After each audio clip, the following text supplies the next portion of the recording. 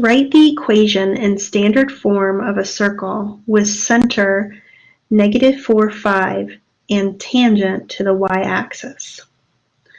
So I pulled this from our notes. This is the standard form of a circle. The standard form of a circle is x minus h squared plus y minus k squared equals r squared, where r is the radius and hk is the center of our circle. So we want to write this standard form. We need to know the h and the k, which is the center, and luckily we do know the center, that's -4, 5. And we need to know r, the radius of the circle, to be able to use the standard form. So we know the center, we don't know the radius. But we do have this extra piece of information that our circle will be tangent to the y-axis. So this piece of information will lead us to figuring out the radius of the circle. So what does it mean to be tangent to the y-axis? So I'm going to draw a picture for you over here. When a circle is tangent to the y-axis, what that means is that the circle touches the axis at one point. So we can see here that the circle will touch the axis instead of crossing the axis, and it also means that it's not going to miss the y-axis. So this is a picture of a circle that is tangent to the y-axis.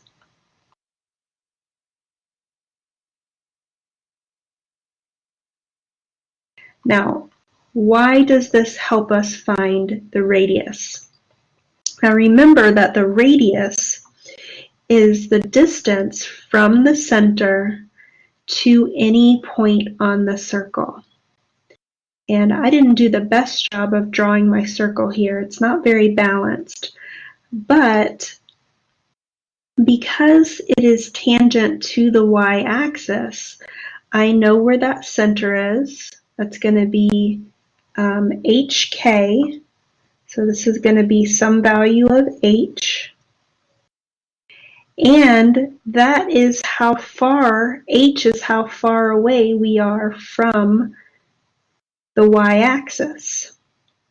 And that's going to be how far the center is to this point, that value of h. So that's going to help us figure out the radius of this circle. So let's draw the picture for this circle. We know that the center of the circle is -4, 5.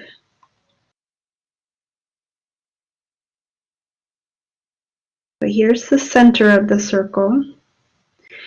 And because the circle is tangent to the y-axis, I know if I go straight over here to the y-axis, that's the point where the circle will just touch the axis.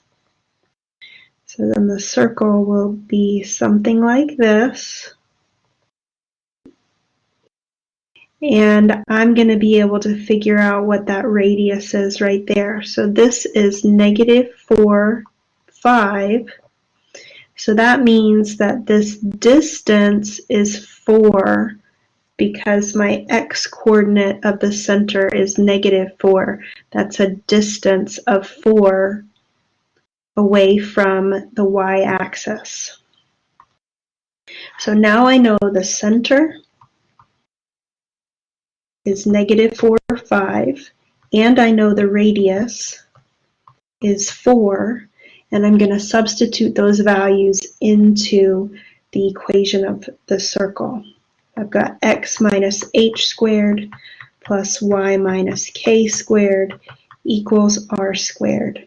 Substituting in the -4, the 5, and the 4, I will have x minus -4 squared plus y minus 5 squared equals 4 squared. And I'm going to simplify this double negative, and I'm going to simplify this exponent, and I have my standard form. X plus 4 squared plus y minus 5 squared equals 16. And we have our standard form of the circle.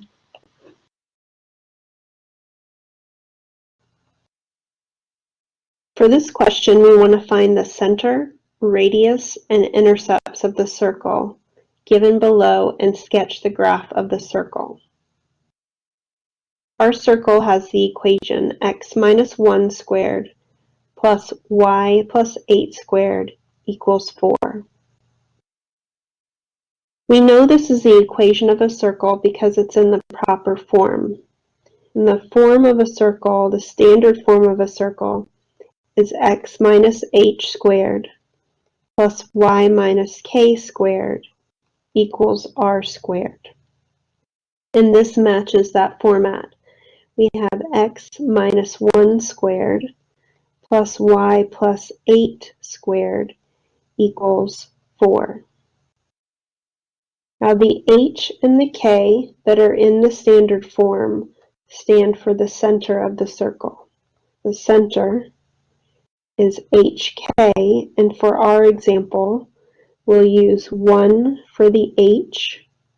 You can see that the h is the value after the minus sign. So we have an x-coordinate of 1. However, on the y-coordinate, we don't have a minus, we have a plus. But every addition can be written as subtraction, and you do that by adding the opposite. So y plus 8 is the same thing as y minus a negative 8. So that number after the minus sign is a negative 8, and that is the y-coordinate of our center, or k. Then you can also see that on the other side of the equation, we have r squared. R stands for the radius. On the other side of our equation, we have a 4. So we know that those two match. The radius squared will equal 4. I can square root both sides to get r equals 2. Really plus or minus 2. But since the radius is a distance, we'll only use the positive value. So we get, for our example, that the radius is 2. So we found the center, we found the radius, and now let's find the intercepts of our circle. To find an x-intercept, we let y equal 0. This gives x minus 1 squared plus 0 plus 8 squared equals 4. X minus 1 squared equals 0 plus 8 squared. 0 plus 8, 0 plus 8 is 8, and 8 squared is 64. I can solve this equation by isolating the square. I would subtract 64 on both sides, and that gives me x minus 1 squared equals negative 60.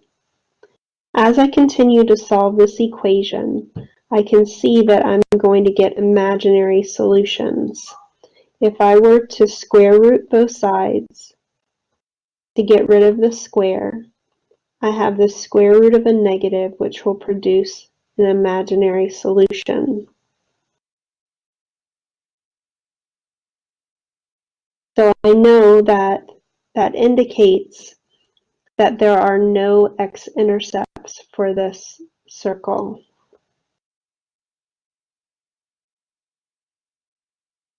So let's move on to finding the y-intercepts. To find a y-intercept, you let x equal 0. I'll substitute 0 in for x in the equation of the circle. That's 0 minus 1 squared plus y plus 8 squared equals 4. 0 minus 1 is negative 1. Negative 1 squared is positive 1. I'll solve this equation by isolating the square. I'll subtract 1 on both sides. That gives y plus 8 squared equals 3. I'll square root both sides. The square root and the square cancel each other out, giving you y plus 8.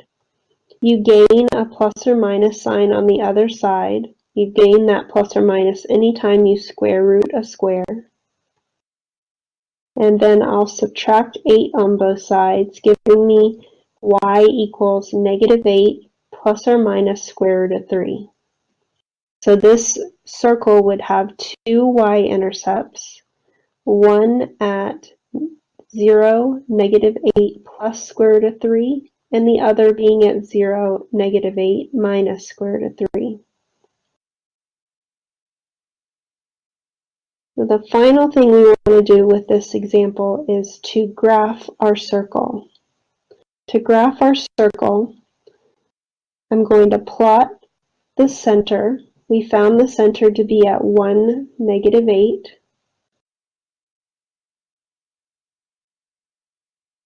So here's the center of the circle. And then we're going to use the value of the radius.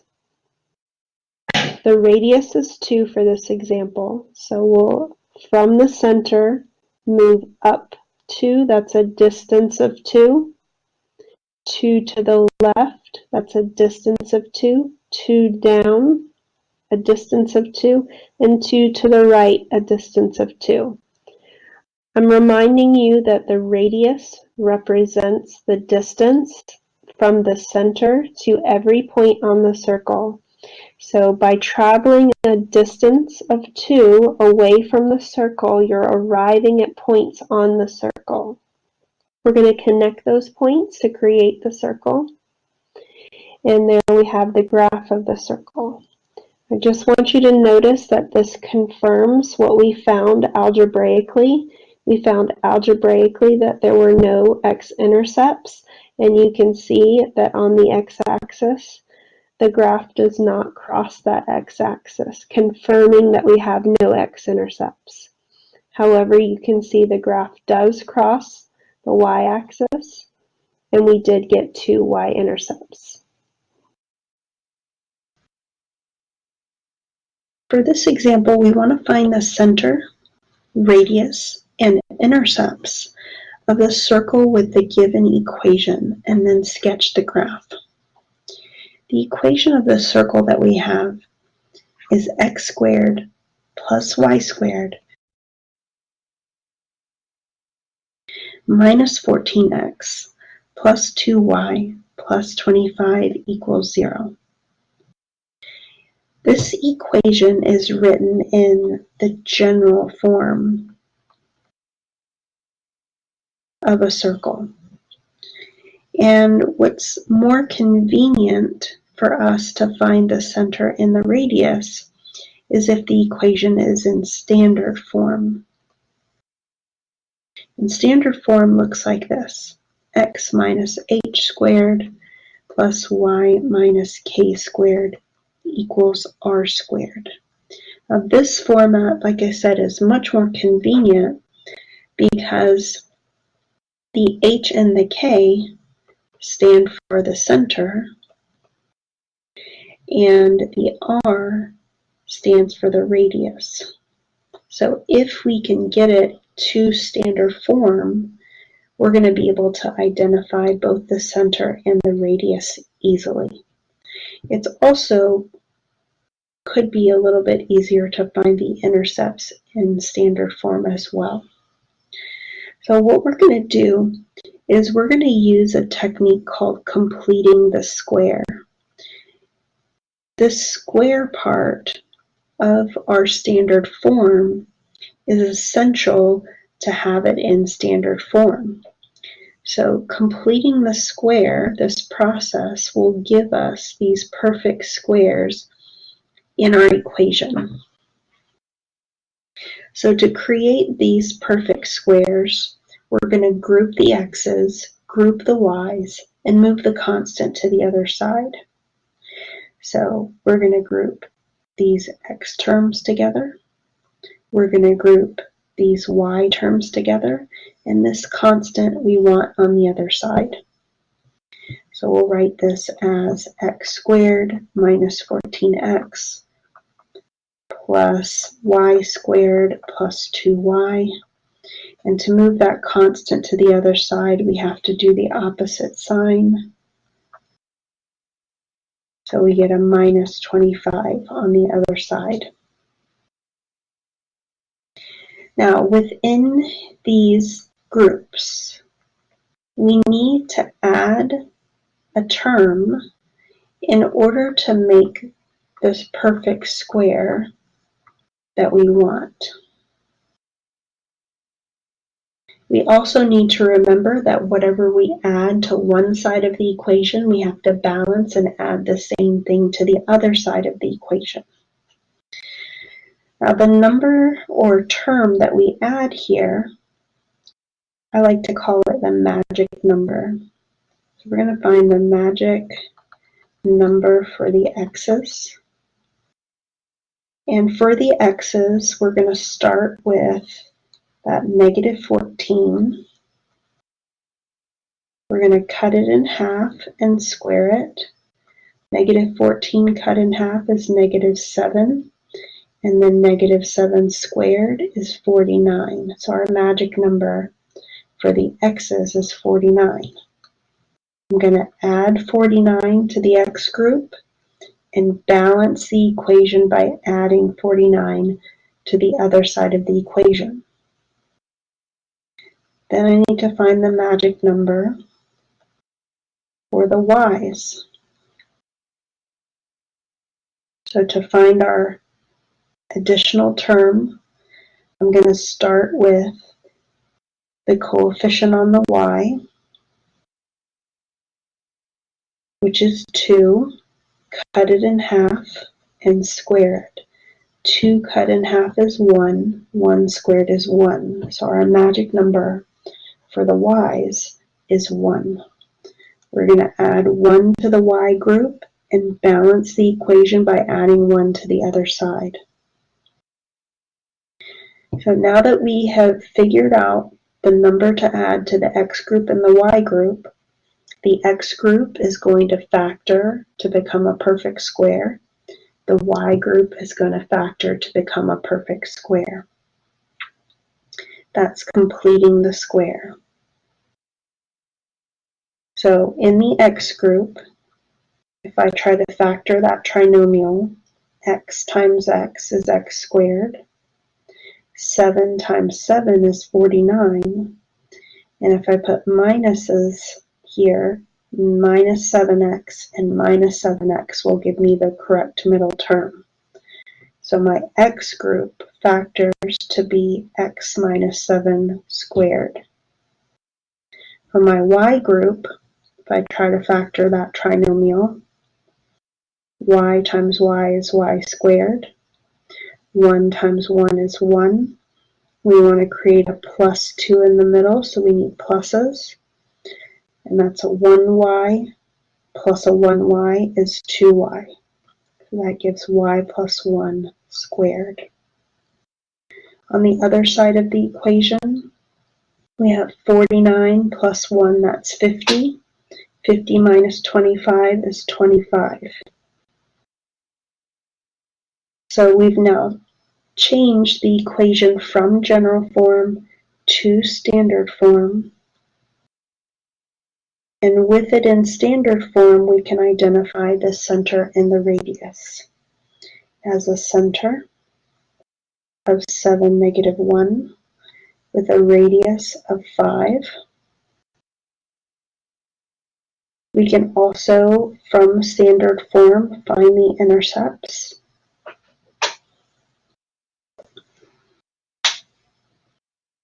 How about we find the x-intercept using standard form and the y-intercept using general form, just so you can see it done in multiple ways. So to find the x-intercept, we'll take our standard form, x minus 7 squared plus y plus 1 squared equals 25. And when you find an x-intercept, you let y equal 0. So that gives the equation x minus 7 squared plus 0 plus 1 squared equals 25. 0 plus 1 is 1, and 1 squared is 1.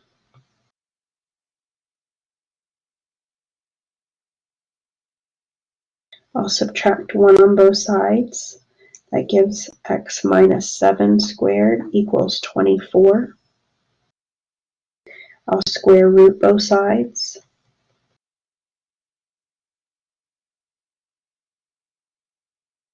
The square root and the square cancel each other out, and I get that plus or minus symbol on the other side.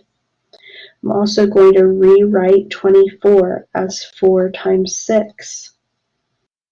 The square root of 4 is 2, and 6 stays inside the radical. I'll add 7 to both sides and get x equals 7 plus or minus 2 square root of 6. And I have my x-intercepts.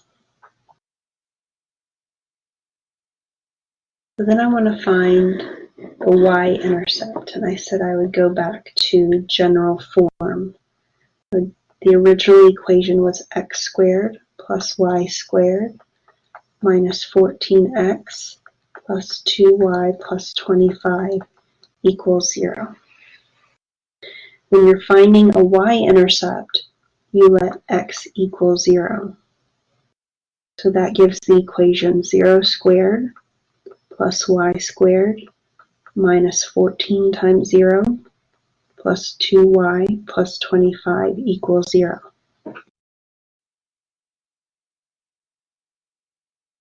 So this simplifies to be y squared plus 2y plus 25 equals 0.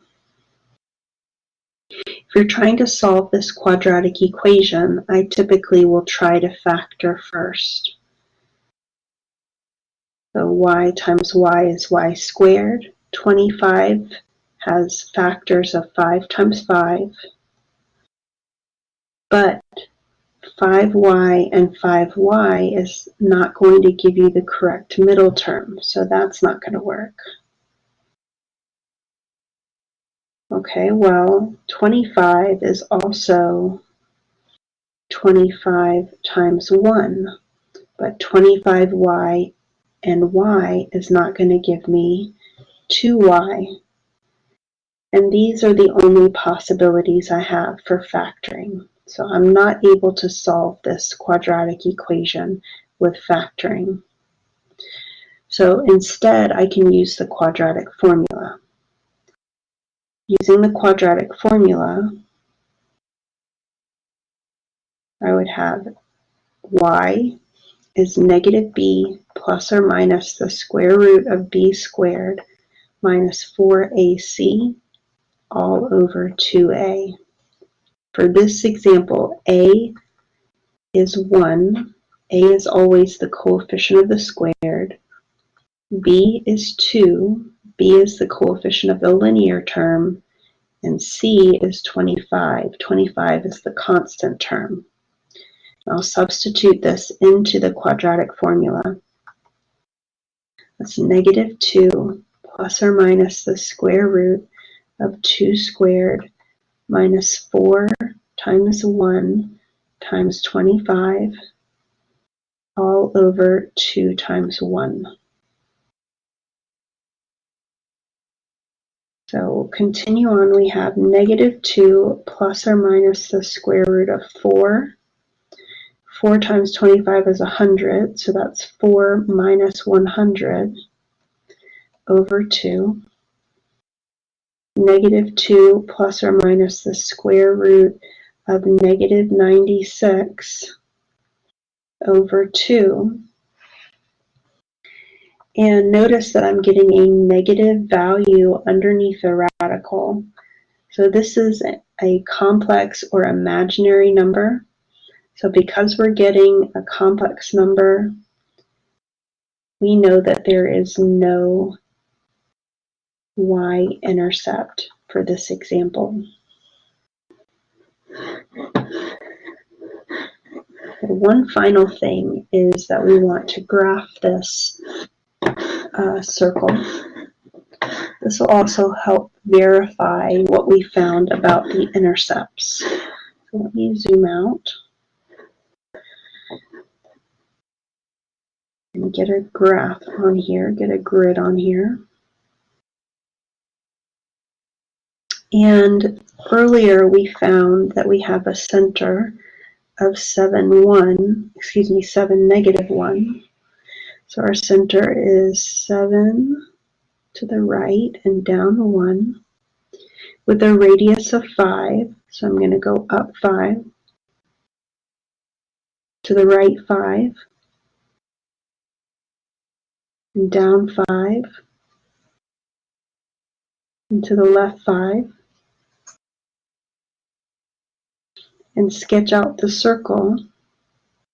And when you sketch out the circle, you can see that we do have two x-intercepts. Excuse me, I marked that in the wrong spot. Two x-intercepts.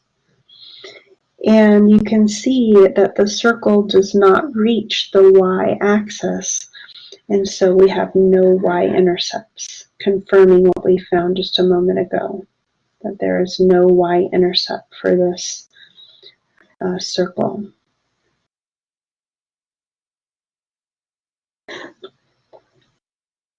Okay, so I just thought I'd take a second to review everything. We use completing the square to change the circle from general form to standard form.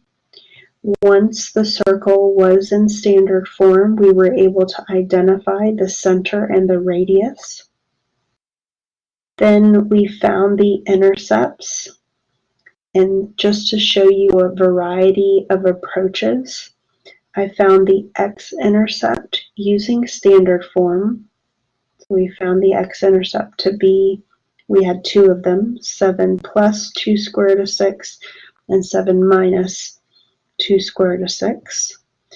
And then the other technique for finding the intercept, I used general form, and we had to use the quadratic formula.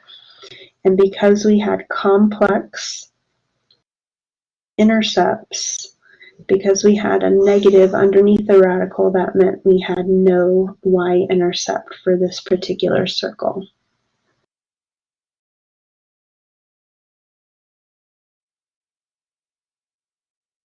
In this question, we want to find the slope of the line containing the pair of points 5, negative 5, and 10, 1. The formula for calculating slope is y2 minus y1 over x2 minus x1. This is the change in y.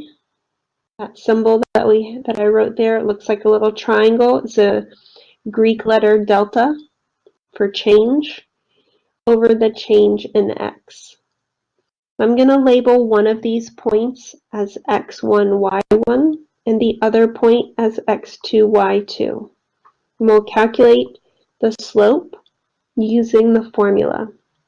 y2 is 1 minus y1 is negative 5 over x2, which is 10, minus x1, which is 5. This is 1 plus 5 minus a negative is plus. 10 minus 5 is 5. So we have 6/5 as the slope of the line, containing the points 5, negative 5, and 10, 1.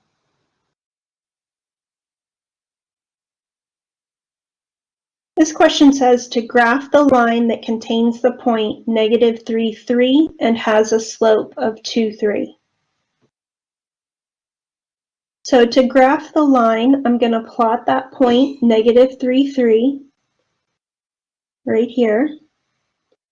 And then I need to find a second point on the line using that slope. So we have to remember what slope stands for.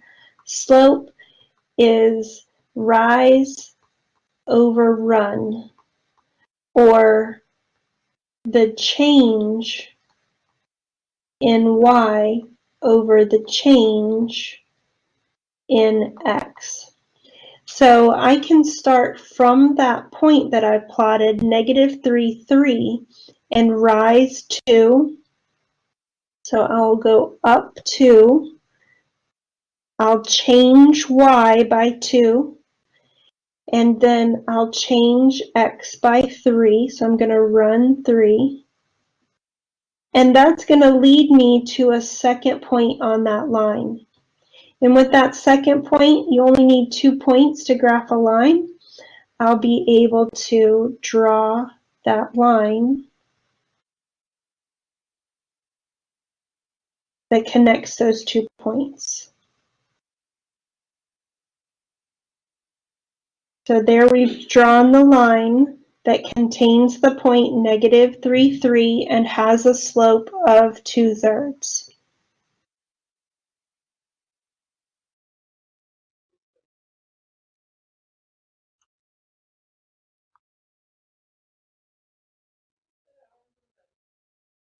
Thank you for checking out my videos. Have a great day.